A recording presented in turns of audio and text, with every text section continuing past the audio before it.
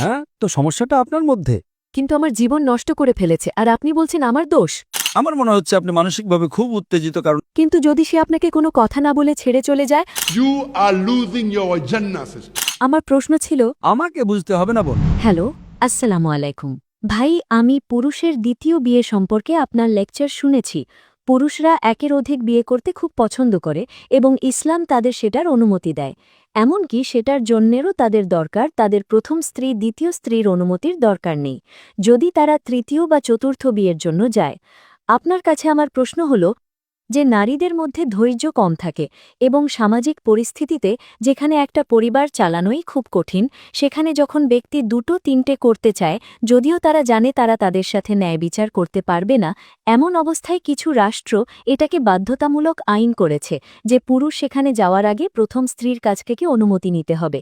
তারপরেও কি আপনি বলবেন যে সামাজিক পরিস্থিতি এড়িয়ে চলব বা সম্পর্কের মধ্যে দুর্নীতি, যেখানে পুরুষরা বেশিরভাগই দ্বিতীয় বা তৃতীয় স্ত্রীকে অস্বীকার করে অথবা তারা পরে সামাজিক চাপ বা পারিবারিক চাপের কারণে তাদের তালাক দেয়? আপনি কি এখনও বলবেন যে তাদের অনুমতির প্রয়োজন নেই, অথবা যদি তারা করে, এই পরিস্থিতিতে রাষ্ট্রের এমন আইন কি ধর্মীয়ভাবে অনুসরণ করা উচিত কিনা? বোন প্রশ্ন করেছেন যে অধিকাংশ পুরুষ দ্বিতীয় স্ত্রী রাখতে ভালোবাসে। আমার মনে হয় তিনি একটা জরিপ করেছেন, তাই না? আমি এর শিকার। সরি, আমি এর শিকার। না, আপনি যদি ভুক্তভোগী হন, আপনি সব পুরুষকে এক কাতারে ফেলতে পারেন না। আপনি যদি কিছু জিনিসের শিকার হন, আপনি বলতে পারেন না অধিকাংশ পুরুষ। আপনি বলতে পারেন কিছু পুরুষ, সমস্যা নেই, ঠিক। আপনি যদি ভুক্তভোগী হন, আপনি সব পুরুষকে এক কাতারে ফেলতে পারেন না। ওকে, যাই হোক, আপনার প্রশ্নে আসছি যে পুরুষরা যখন তারা দ্বিতীয় স্ত্রীকে বিয়ে করতে চায়, তাদের অনুমতি নিতে হয় না, কারণ আল্লাহ তাদের কোরআনে অনুমতি দিয়েছেন। কিন্তু কিছু রাষ্ট্র বলেছে যে তাদের অনুমতি নেওয়া বাধ্যতামূলক হওয়া উচিত। আমার মতামত কি? ইসলামে আল্লাহ কোরআনে সূরা নিসার ৪ নম্বর অধ্যায়ের ৩ নম্বর আয়াতে বলেছেন, তোমার পছন্দের নারীকে বিয়ে করো, ২, ৩ বা ৪, কিন্তু যদি তুমি ন্যায়বিচার করতে না পারো তবে মাত্র একজনকে বিয়ে করো। এই বক্তব্য মাত্র একজনকে বিয়ে করো শুধুমাত্র কোরআনে দেওয়া হয়েছে এবং অন্য কোনো ধর্মগ্রন্থে নেই। যদি আপনি ন্যায়বিচার করতে না পারেন তবে আপনাকে মাত্র একজনকে বিয়ে করতে হবে। তার মানে কোরআন পুরুষকে অনুমতি দেয় ২, ৩ বা ৪ জন স্ত্রী রাখার, কিন্তু তারা ন্যায়বিচার করতে না পারলে মাত্র একজনকে। ইসলামে সাধারণত একজন স্বামীর দ্বিতীয় বিয়ে করার আগে স্ত্রীর অনুমতি নেওয়ার প্রয়োজন নেই, কিন্তু ইসলামে একজন হবু স্ত্রী স্বামীর ওপর শরীয়ত অনুমোদিত যে কোনো শর্ত আরোপ করতে পারে। একইভাবে স্বামীও শরীয়ত অনুমোদিত যে কোনো শর্ত আরোপ করতে পারে। তার মানে যদি কোনো নারী কোনো পুরুষকে বিয়ে করে, সে শর্ত দিতে পারে যে আমি তোমাকে শুধু এই শর্তে বিয়ে করব যে তুমি পারবে না, তুমি দ্বিতীয় স্ত্রী গ্রহণ করবে না। এখন যেহেতু ইসলামে একাধিক স্ত্রী বিয়ে করা বাধ্যতামূলক নয়, সে একটা শর্ত দিতে পারে যে আমি তোমাকে তখনই বিয়ে করব যদি তুমি দ্বিতীয় স্ত্রী না নাও। তার এই অপশন আছে। যদি নারীরা শর্ত না দেয় তাহলে দোষ কার? বোন, আপনি কি আপনার বিয়ের নিকাহনামায় সে শর্ত দিয়েছিলেন? আসলে বোন, আমি আপনাকে জিজ্ঞেস করছি, প্লিজ, আপনার প্রশ্ন এত লম্বা, আপনি খুব আবেগী, হ্যাঁ অথবা না। আপনি কি বিয়ের আগে আপনার নিকাহনামায় এমন কোনো শর্ত দিয়েছিলেন যে আমার স্বামীর দ্বিতীয় স্ত্রী নেওয়া উচিত নয়? এটা আগেই কাটা ছিল যখন নিকাহনামা আমার কাছে আসে, কারণ এটাই একটা সাধারণ প্রথা। আমি আপনাকে একটা সহজ প্রশ্ন করছি, হ্যাঁ অথবা না। আপনি কি নিকাহনামায় শর্ত দিয়েছিলেন যে আমার স্বামীর দ্বিতীয় স্ত্রী নেওয়া উচিত নয়? আপনি কি দিয়েছিলেন? আমার কাছে সেটা তারা জানতে চায়নি। দোষ কার? আপনি যদি আপনার অধিকারের জন্য না চান, দোষ কার? তার না আপনার? আপনি যদি ভালো না চান তবে আমিও চাইব না। আমি জিজ্ঞেস করছি, তার মানে আপনি আপনার ধর্ম জানতেন না, ঠিক না ভুল? আপনি কি জানতেন যখন আপনার বিয়ে হয়েছিল যে আপনি নিকাহনামায় একটা শর্ত দিতে পারেন? আপনি কি জানতেন, হ্যাঁ অথবা না? না। দোষ কার, আপনার না আপনার স্বামীর? কার? এখন আপনি জানেন? এখন কি আপনি জানেন কিনা বোন? এখন কি আপনি জানেন কিনা? হ্যাঁ, এখন আমি জানি। তার মানে নিকাহনামায় আপনি যে কোনো শর্ত দিতে পারেন, কিন্তু আপনি এমন শর্ত দিতে পারেন না। আপনি আপনার স্ত্রীকে বলতে পারেন না বা স্বামীকে বলতে পারেন না তোমার সালাত আদায় করা উচিত নয়, কারণ সালাত আদায় করা ফরজ। আমি জানি। তো আপনি আপনার স্বামীকে এমন কিছু করা থেকে বিরত রাখতে পারেন না যা ফরজ, আবার তাকে এমন কিছু করতে বাধ্য করতে পারেন না যা হারাম। আপনি বলতে পারেন না আমি চাই তুমি প্রতিদিন অ্যালকোহল পান করো, কারণ অ্যালকোহল পান করা হারাম। কিন্তু যে কোনো কিছু যা মুবাহ, যা ঐচ্ছিক, আপনি একটা শর্ত দিতে পারেন। এই বলে যদি সে রাজি হয় সে আপনাকে বিয়ে করবে, যদি সে রাজি না হয় সে আপনাকে বিয়ে করবে না, খালাস। এখন আপনি যদি আপনার দিন না জানেন, দোষ কার? আপনার না আমার? দোষ কার? আপনি কেন রাষ্ট্রের কথা বলছেন? রাষ্ট্রকে ভুলে যান। প্রত্যেক মুসলিম পুরুষ বা নারী যে কোনো শর্ত দিতে পারে যা ঐচ্ছিক। আপনি একটা শর্ত দিতে পারেন যে আমি তোমাকে তখনই বিয়ে করব যদি তুমি আমাকে প্রতি মাসে 50,000 টাকা দাও। কোনো সমস্যা নেই। রাজি? রাজি না, টাকা আছে, সে রাজি হবে না। অথবা আপনি 1 লাখ টাকা চাইলেন, একটা শর্ত দিন, সে রাজি হতে পারে, সে রাজি নাও হতে পারে। আপনি যা চান তা মোহর দাবি করতে পারেন। আপনি মোহর জানেন? আপনি মোহর জানেন? আপনি কত মোহর রেখেছিলেন বোন? কিন্তু তারা মোহর দেওয়ার প্রতিশ্রুতি দেয় এবং পরে তারা তাদের দেয় না। বোন, কত মোহর? দেখুন, আমি আপনাকে একটা প্রশ্ন করছি, আপনি কোথায় নিয়ে যাচ্ছেন? আপনি বলছেন আমার নাম অমুক এবং তমুক। আপনার বিয়ের মোহর কত ছিল? 1 লাখ। 1 লাখ টাকা। আজ 1 লাখ টাকা দিয়ে আপনি কি করতে পারেন?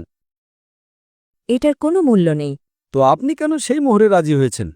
দোষকার আপনার না আমার? কারণ আর কোনো উপায় ছিল না। হ্যাঁ, তো সমস্যাটা আপনার মধ্যে। সমস্যা হলো যে তাহলে আপনাকে করতে হবে। যদি অন্য কোনো উপায় না থাকে, তার মানে আপনি সেরাটা পেয়েছেন। দেখুন বোন, ইসলামের বিভিন্ন অপশন এবং বৈচিত্র্য আছে। সমস্যাটা হলো মুসলিম এবং পুরুষরা তারা নিজেরাই তাদের দিন জানে না। আপনি দিন জানেন না এবং তারপর আপনি ইসলামকে দোষারোপ করেন। ইসলামে পুরুষকে অধিকার দেওয়া হয়েছে নারীকে রক্ষা করার জন্য। এবং এবং যদি আপনি আমার উত্তরটা শোনেন যে কেন ইসলাম একজন পুরুষকে একাধিক স্ত্রী রাখার অনুমতি দেয়, তা নারীকে রক্ষা করার জন্য। যদি প্রত্যেক পুরুষ একজন নারীকে বিয়ে করে, তাহলে এই পৃথিবীতে নারীরা অরক্ষিত থাকবে।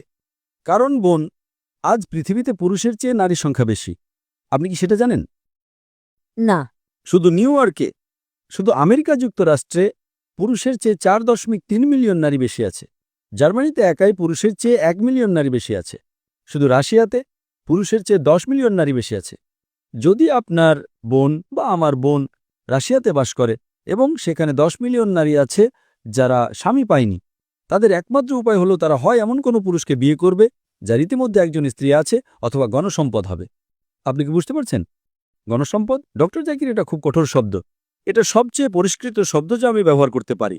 তাই বহুবিবাহ, একজন পুরুষের একাধিক স্ত্রী রাখার বিধান নারীকে রক্ষা করার জন্য দেওয়া হয়েছে, তাকে নিচে নামানোর জন্য নয়।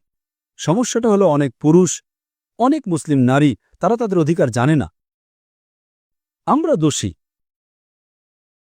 আমরা আমাদের দিন খুব ভালোভাবে জানি না। আমাদের দিন, ইসলামে নারীর যে পরিমাণ অধিকার আছে তা অসাধারণ। অন্যান্য ধর্মে নারীকে টাকা দিতে হয়, ঠিক না ভুল? ভারতে সাধারণত যৌতুক দিতে হয়, ঠিক না ভুল? হ্যাঁ, ঠিক, আমাদের দিতে হয়।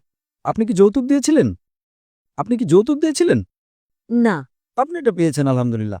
তো ইসলাম অধিকার দিয়েছে যদি আপনার স্বামীর সাথে কিছু ঘটে থাকে এবং যদি সে ইসলাম মেনে না চলে, তবে উপায় আছে। আমি বলছি না। এবং আরও একটা কথা বোন, কারণ আমি একজন ব্যক্তি হিসেবে তাকে না শুনে রায় দিতে পারি না, সে এখানে উপস্থিত নেই। এটা গীবত, এটা গীবত। আপনাকে আমার পরামর্শ হলো গীবত ভুলে যান। সমস্যাটা কি? আমাকে একটা কথা বলেন, যদি স্বামী প্রতিদিন বাইরে যায়, বাইরে অন্য নারীর কাছে, যতক্ষণ সে বিয়ে না করে, অধিকাংশ স্ত্রী কিছু মনে করত না, না না সমস্যা নেই, লুকিয়ে করো, পাবলিক যেন না জানে। ঠিক?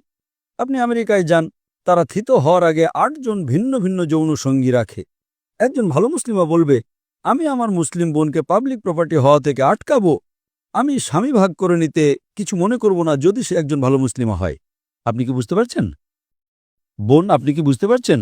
আমি বুঝতে পারছি, কিন্তু আমার জীবন নষ্ট করে ফেলেছে, আর আপনি বলছেন আমার দোষ। আমার মনে হচ্ছে আপনি মানসিকভাবে খুব উত্তেজিত, কারণ আপনার স্বামী দ্বিতীয় স্ত্রী নিয়েছে। না, এটা ইস্যু নয়। সমস্যা হলো সে তার সম্পর্কের দায়িত্ব নিচ্ছে না। এটাই সমস্যা। এটাই আপনার মাধ্যমে আমার বার্তা যারা এখানে আছে সবার জন্যে। দয়া করে যদি আপনারা সম্পর্কের দায়িত্ব নিতে চান তবে ভালোভাবে নিন, সম্পর্ক ত্যাগ করবেন না। কারণ সম্পর্কের দায়িত্ব না নেওয়া মানে, যখন সে দ্বিতীয় স্ত্রীকে বিয়ে করেছিল সে কি বলেছিল সে দ্বিতীয় স্ত্রী কিনা? কিন্তু যদি সে আপনাকে কোনো কথা না বলে ছেড়ে চলে যায়, আপনি জানেন না সে কোথায়, সে আপনাকে আপনার হাত খরচ দিচ্ছে না, সে জানছে না আপনি কোন অবস্থায় আছেন, তাহলে বোন বোন বোন এইসব কিছুর কোনো গুরুত্ব নেই, কারণ আমরা অপরপক্ষ না শুনে রায় দিতে পারি না। আপনি আপনার স্বামীর যতই সমালোচনা করেন। পয়েন্ট নাম্বার 1, একজন ভালো মুসলিমের জনসম্মুখে স্বামীর সমালোচনা করবে না। আপনি কি বুঝতে পারছেন? পাবলিক আমাকে চেনে না, পাবলিক সেই লোকটিকে চেনে না। আল্লাহ কোরআনে বলেছেন, Inna Allah ma sabirin. নিশ্চয়ই আল্লাহ তাদের সাথে। এমনকি আমার স্ত্রী, সে যতই খারাপ হোক, আমি মাশাআল্লাহ, সে খুব ভালো, মাশাআল্লাহ, সে পৃথিবীর সেরা স্ত্রী। কিন্তু এমনকি আমার স্ত্রী যদি সবচেয়ে খারাপ স্ত্রী হতো, আমি কখনো তার সমালোচনা করতাম না, কারণ আমি জান্নাতে যেতে চাই। আমাদের প্রিয় নবী মুহাম্মদ সাল্লাল্লাহু আলাইহি সাল্লাম বলেছেন, সেরা মুসলিম সেই যে তার পরিবারের কাছে সেরা, স্ত্রীর কাছে। এখন যদি আপনার স্বামী ধারণাগতভাবে ভালো না হয়, আপনি তার সাথে ভালো হন, খালাস। তার বলা উচিত, আমি আমার স্ত্রীকে কত নির্যাতন করছি, তবুও সে আমার প্রশংসা করছে। তার হৃদয় গলে যাওয়া উচিত। হৃদয় না গললেও আপনি জান্নাতে যাবেন। আপনি কি জানেন বোন, আপনি আপনার জান্নাত হারাচ্ছেন। বোন, আপনার প্রতি আমার উপদেশ হলো, জনসম্মুখে আপনার স্বামীর সমালোচনা করে আপনি জান্নাত হারাচ্ছেন। আপনি কি বুঝতে পারছেন বোন? কিন্তু আপনি আমার প্রশ্ন বুঝতে পারেন না। আমার প্রশ্ন ছিল, আমাকে বুঝতে হবে না বোন, কারণ আমি একজন ব্যক্তি হিসেবে তাকে না শুনে রায় দিতে পারি না। সে এখানে উপস্থিত নেই। এটা গীবত, এটা গীবত। আপনাকে আমার পরামর্শ হলো, গীবত ভুলে যান। হ্যাঁ ভুলেছেন? হ্যাঁ আল্লাহ আপনাকে জান্নাত দিক ইনশাআল্লাহ। আশা করি প্রশ্নের উত্তর পেয়েছেন।